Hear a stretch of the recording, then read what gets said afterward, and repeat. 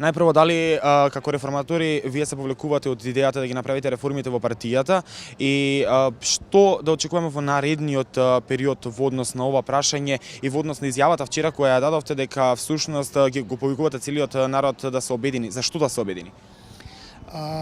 Прво сакам да истакнам дека изјавата беше протолкувана не онака како што беше искажана.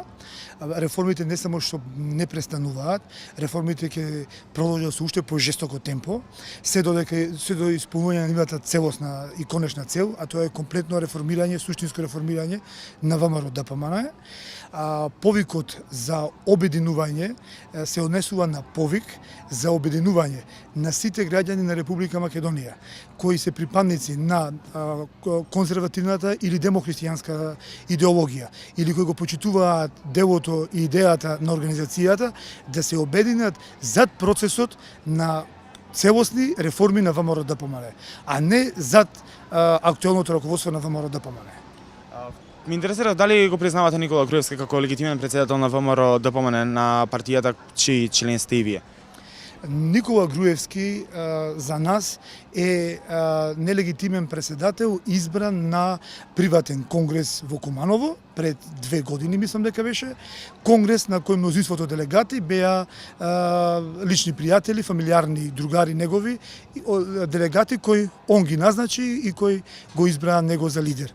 Во таа насока апелираме да престане политиката на делегитимирање и на извршниот комитет, која се случи пред некое време, и сега политика која продолжа понатаму да го делегитимира и Централниот комитет.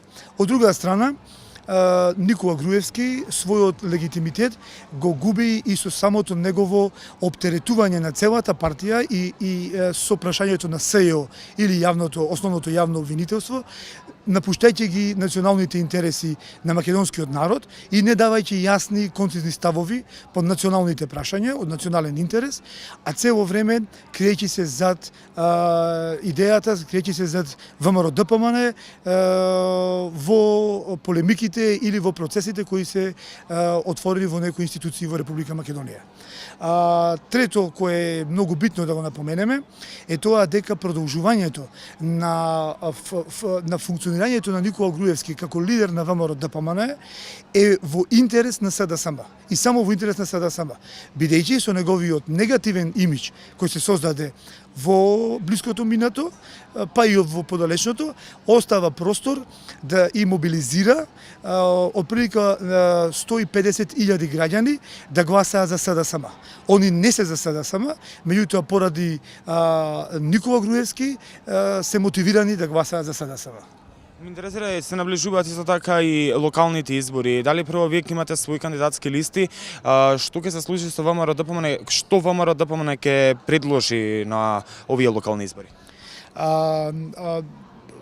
Нашиот став е Никола Груевски да престане со праксата сам да ги кандидира кандидатите која веќе ја започна за градоначалници.